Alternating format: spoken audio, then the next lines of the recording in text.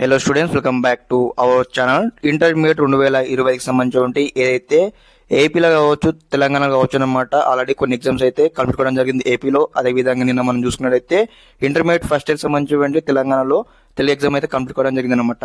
Okay, overall గా comments మనం చూసుకున్నట్టయితే ఒక స్టూడెంట్స్ కామెంట్స్ చేయడం జరిగింది అనమాట. లైక్ ఏ విధంగా అంటే, అన్న నేను ఇక్కడ ఏదైతే ఓఎంఆర్ సీట్ లో ఈ బుక్లెట్ నెంబర్ అయితే నేను పార్ట్ 1 లో వేరే నెంబర్ వేసాను, పార్ట్ 2 లో వేరే నెంబర్ వేసాను. నేను మిస్ మ్యాచ్ చేశాను. మరి ఏ విధంగా నా పేపర్ కరెక్షన్ చేస్తారా చేయరా, మరి ఎలా ఉంటుంది ఒకసారి చెప్పండి అన్న కామెంట్ రావడం జరిగింది కాబట్టి, వీడియో ముందుకు రావడం జరిగింది కాబట్టి తప్పకుండా ప్రతి ఒక్క స్టూడెంట్స్ అయితే వీడియో స్కిప్ చేయకుండా ఎండ్ వరకు చూడండి. మీరు ఏమైనా తప్పులు చేసినట్టయితే మీ తప్పులు ఎటువంటి ఎలా రెక్టిఫై చేస్తారని కూడా మీకు క్లారిటీ ఎక్స్ప్లెయిన్ చేయడం జరుగుతుంది ఈ వీడియో తరఫు నుంచి. తప్పకుండా మీ ఫ్రెండ్స్ కూడా ఈ వీడియో అయితే షేర్ చేయండి గైస్. ఓకే, ఇక్కడ ముందుగా అనమాట ఓఎంఆర్ సీట్ ఎలా ఉంటుందో మీకు ఓవర్ చూపించి స్టెప్ బై స్టెప్ అనమాట ఈచ్ అండ్ ఎవ్రీథింగ్ అయితే ఎక్స్ప్లెయిన్ చేస్తాను. స్కిప్ చేయకుండా ఇన్వైట్ చూడండి. ఓకే, మనకు ఓఎంఆర్ సీట్ అనేది కూడా మీరు ఎగ్జామినేషన్ వెళ్ళగానే మీకు మీ సంబంధించిన రూల్ నెంబర్ వైజ్ గా అక్కడ టేబుల్ పైన పెట్టడం జరుగుతుంది. మీరు సిట్టింగ్ ఆర్డర్ కూర్చుంటారు. కూర్చున్న తర్వాత మనకి ఇక్కడ ఓఎంఆర్ సీట్ ఈ విధంగా ఉంటుంది. ఇక్కడ వచ్చేసి ఇక్కడ మనకు టోటల్ గా OMR seat consist of 3 parts అనమాట. ఓకే, ఇక్కడ పార్ట్ 1, పార్ట్ 2, పార్ట్ 3 ఉంటుంది అనమాట. ఓకే, ఇక్కడ వచ్చేసి మనకి ఈ విధంగా మనకు మార్జిన్ ఉంటుంది. మార్జిన్ దగ్గర వచ్చేసి ఇక్కడ ఏదైతే స్టిక్కరింగ్ అనమాట. ఓకే, ఇక్కడ మనకు ఏదైతే పిన్ కొట్టేస్తారనమాట. పిన్ కొట్టేసిన తర్వాత ఇక్కడ మనం స్టిక్కరింగ్ వేయాల్సి ఉంటుంది. ఓకే, స్టిక్కరింగ్ చేసిన తర్వాత ఇక్కడ మనం కొన్ని జాగ్రత్తలు పాటించాలి. ఫస్ట్ ఆఫ్ ఆల్ ఇక్కడ ఏదైతే పక్కన మనకి ఏదైతే ఇక్కడ బార్ కోడ్ ఉంటుంది అనమాట. ఆ బార్ కోడ్ అయితే మనము ఆ బార్ కోడ్ పైన ఈ యొక్క స్టిక్కరింగ్ అయితే అంటించొద్దు అనమాట. ఆ బార్ కోడ్ అంటించకుండా మీరు మంచిగా వేయాల్సి ఉంటుంది. ఓకే, ఫస్ట్ పాయింట్ అయిపోయింది. తర్వాత సెకండ్ పాయింట్ మనం చూసుకున్నట్టయితే ఇక్కడ ఏదైతే ఇక్కడ మనకు క్లారిటీ ఇస్తారనమాట. మీకు సంబంధించినటువంటి ఫోటో కావచ్చు, అదే విధంగా ఎగ్జామ్ నేమ్ ఉంటుంది, మీకు సంబంధించిన రూల్ నెంబర్ ఉంటుంది. ఇక్కడ అన్ని కూడా మనకు ఇవ్వడం జరుగుతుంది. అదే విధంగా ఇక్కడ ఇంకో బాక్స్ ఉంటుంది. ఇక్కడ వచ్చేసరికి మీకు సంబంధించిన ఏదైతే ఇన్స్పెక్టర్ సైన్ ఉంటుంది అనమాట. ఇన్స్పెక్టర్ 1 ఉంటుంది, ఇన్స్పెక్టర్ 2 ఉంటుంది. తర్వాత మీకు కింద వచ్చేసనమాట స్టూడెంట్ సైన్ అయితే ఉంటుంది అనమాట. ఓకే, స్టూడెంట్ సిగ్నేచర్ చేయమని ఇక్కడ ఇవ్వడం జరుగుతుంది. ఓకే, ఫస్ట్ ఆఫ్ ఆల్ వచ్చేదన్నమాట బుక్లెట్ నెంబర్ అనమాట. చాలా మంది స్టూడెంట్స్ అయితే ఇక్కడ మేజర్ గా బుక్లెట్ నెంబర్ దగ్గర మిస్టేక్ చేస్తారనమాట. బుక్లెట్ నెంబర్ లైక్ ఏ విధంగా అంటే మనకి ఇక్కడ పార్ట్ 1 లో ఉంటుంది, పార్ట్ 2 లో ఉంటుంది. ఓకే, చాలా మంది మేజర్ చేసే మిస్టేక్స్ ఏంటంటే ఇక్కడ అన్న మేము booklet number only first part లోనే వేసాం, మరి మేము సెకండ్ పార్ట్ లోనే వేయలేము, మరి ఎలా ఉంటుంది అనే ఒక డౌట్ అయితే ఉంది. మాకు పేపర్ కరెక్షన్ చేస్తారా చేయని ఒక డౌట్ అనమాట. ఓకే, అది కూడా ఎక్స్ప్లెయిన్ చేస్తాను. మీరు స్టెప్ బై స్టెప్ అనమాట అన్ని ఎక్స్ప్లెయిన్ చేస్తాను.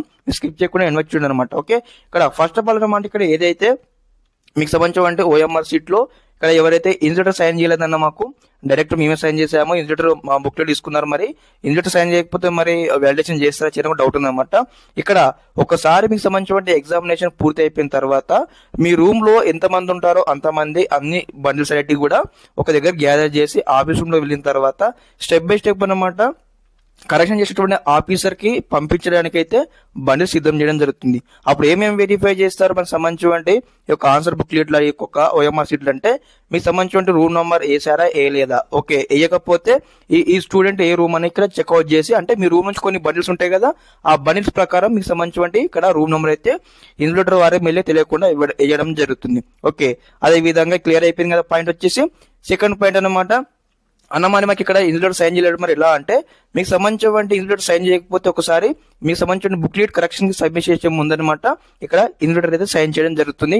No issue. Okay, third point second point clear అయిపోయింది. అదే విధంగా థర్డ్ పాయింట్ అనమాట అన్న మేము అన్ని కరెక్ట్ రాసాం, కానీ ఇక్కడ ఏదైతే మాకు సంబంధించిన స్టూడెంట్ సైన్ మేము చేయలేమన్నా మా సైన్ మేము చేయలేమంటే ఎలా ఉంటుందంటే మీ సైన్ మీరు చేయకపోయినా ఖచ్చితంగా ఇక్కడ ఏదైతే ఒకసారి కరెక్షన్ వెళ్ళేటప్పుడు అయితే వారే ఇక్కడ సరి చేయడం జరుగుతుంది. లైక్ ఏ విధంగా అంటే వేరే వాళ్ళతో ఎవరితో ఒకతోని మీకు సైన్ చేయించడం జరుగుతుంది. ఇన్ కేసు మీరు ఆ పరిధిలో ఉన్నట్టయితే మీకు కాల్ చేసి పిలిపించి సైన్ ఇక్కడ సైన్ చేయించడం జరుగుతుంది. ఇన్ కేసు మీరు అందుబాటులో లేకపోతే వారిలో ఒకరో మీకు సంబంధించిన సైన్ కూడా చేయడం జరుగుతుంది. ఓకే, ఈ పాయింట్ క్లియర్ అయిపోయింది. ఓకే, ఈ పాయింట్ కూడా క్లియర్ కావడం జరిగింది. అదే విధంగా మెయిన్ పాయింట్ అనమాట అన్న ఇక్కడ బుక్లెట్ నంబర్ మేము రాంగ్ వేసాము, అదే విధంగా మేము మర్చిపోయాము.